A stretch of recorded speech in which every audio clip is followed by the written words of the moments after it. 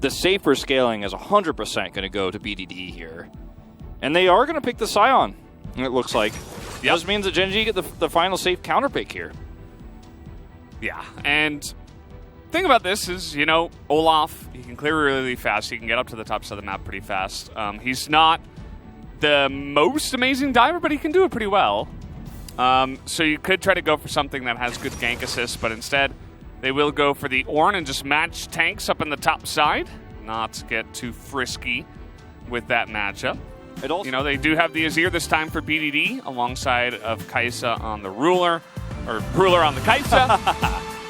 Kind of interchangeable at this point. Kai'Sa has been picked, I think, 139 times down the bottom side. It helps because Clid actually started this kind of vertical jungling that was going on. He was able to get in on the red and take the Krug. So we have a big trade down on the bottom side. Life is getting really low, and that's going to be the first blood going to Noah. Throws up the KT sign. Clid's here now, but I think he's a little bit too late. Okay, that flash was pretty interesting. Did not have to flash there. Now he's not in the right position, but no flash on Clid as well. Dub's here. And now we're seeing kind of like game 2, except this time in favor of KT. That's 2 kills now. Blind pick, both teams playing the same champions? I don't know. Noah certainly forehead maneuver there. We do have the Olaf running away. He's not going to be able to no blast do anything here. Yeah, you just have to run away. He does ghost again. Noah's actually going to try to further his lead by taking the red. You got to be careful about this one. Unfortunately, Azir is here. I don't know if he could fight this. No chances taken. Gideon he had that within 27 health of just hitting the eye and killing it. Decide to fight this, it's going to be a very difficult fight to take, especially with the vision that's now being removed, so I don't think they can. If they refuse to fight it, they can just group up and drop the Herald bottom. I feel like they could have done it a little bit earlier when that reset was happening for Ruler in Life, but either way, the value is going to be the same. And now that they're grouped, they can just leave Noah here to get the rest of the plates done, as many as he can. I don't even think they necessarily need to stay here. Feel that ward and get out. That's what they're going to do. Timing of this is really good because the Kai'Sa's not here. Yeah, exactly. The killer instinct is there, and, you know, they see the Rel, so. Circumstances, it's pretty impressive. Aggressive trade here. Yeah, he's actually going for the Ornn Horn. And he does take the flash away from Doran, you know. Yeah. And they're going to fight over this vision, too, as they rightly should. All right, here we go. Zeus is going to get knocked up, has the ultimate and flash away, as Rel is actually going to be the one that dies, as Noah throws up the KT emote again. I mean, this was a really fantastic fight for KT Rolster. That was lucky. Or not, unfortunate, whatever words you want to use there. It was a very close call, as KT are going to start this Baron. They have a lot of damage output at this stage, and they got to sleep on the front line. You might be able to make this work. It's a 4-on-4 for now, while Alistair isn't here. If you're going to force a fight, you got to do it now, but the Scion turn is fantastic, and here's Alistair, able to get on top of that Ornn. And do they have the damage? Ornn gets away, but Olaf goes down, and now Noah's just taking names, jumping into the back of the team fight. Can he kill Ruler, though? He can, as they will trade kills, but that is definitely a big team fight win. Yeah, here comes Scion. Ruler does have his flash, as we're just fighting in the enemy jungle. Is that a good idea, though? Zeus is taking so much damage. Look at the damage coming through from Noah again, though. Yeah, Doran now going to have to turn tail, as he does not have his flash anymore. That's the double knockup from the Ornn. And both of these tanks are going to be taken down, and now it's Gen G who are in control of this map. Yeah, and they're going to get the Baron. I mean, last time it was a very thin margin that KT won the fight on. They weren't able to Baron from here. And, I mean, KT can push down the mid turret. That's a really huge boon for controlling this map and getting this competition. Oh, he steals Okay. this fight. A little bit too slow, but like the idea. They're unseen. A lot of extra vision advantage. If you have that, you can use Zoe so much easier for free. Now you have to fight your way to vision control through this mid-prio. All right, here we go. Chipping away at the front line once again. Zeus forced to ult, but Rascal taking a lot of damage. Doran front to backing, but that is a massive engage that comes in from Life. Able to kill Noah immediately. And they're going to chop down 3 of them, if not 4. Dove is going to have to flash away.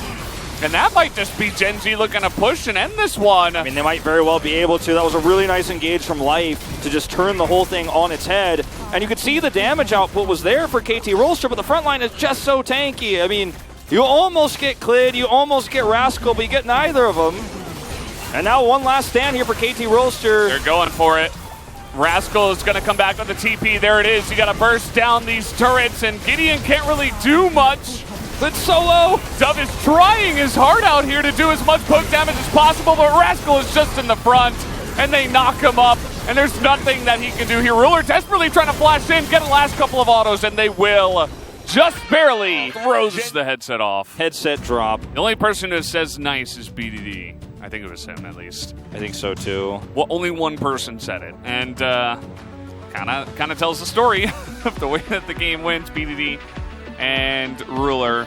Ruler is a world champion, right? And he's a player who has he has really high standards for himself, gets upset when pentas are stolen from him. Yeah. And I think the headset toss there signifies his frustration with how he played as an individual in this series, because there was some small mistakes in the bottom lane that almost cost him this best of 3, which would have potentially and very likely cost them the ability to take that second place seed. So I think it's okay to be critical of yourself in moments like this, not too critical. And I don't want anyone to feel that critical of themselves, but... Thank you very much, guys. And we are heading into the very last week of the first round and the second round robin, and regular split is about to get wrapped up, and it comes down to where they end in order to take a better spot in the playoffs. And this time around, BDD played Azir, a champion that can do a meaningful amount of damage onto that beefy frontline champion, Sion.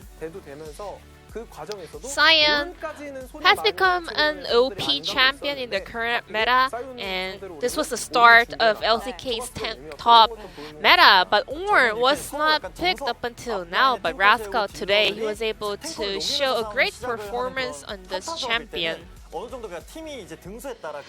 regarding on the team's level and their standings, well, actually Ornn kind of it's really good if you have a high-level mechanic players, and Genji was in favor of that category, and this time around the KT Roaster was able to win lane on the bottom lane, but that was not that critical, and Zoe also was able to exert a lot of pressure onto BDD as well.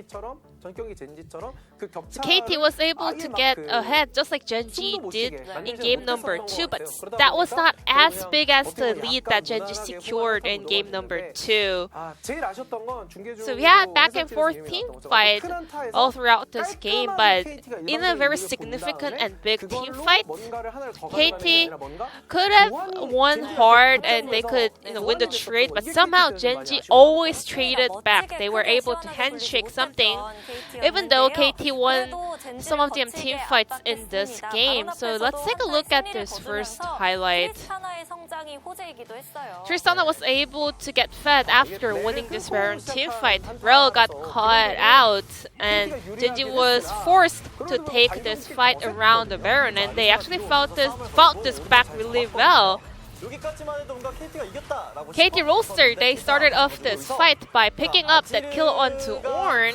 However, Azir and Kai'Sa was focus firing that Tristana, so it was a trade between Ruler and Tristana, which means Genji, even though they did lose that fight a little bit, they always managed to get something back.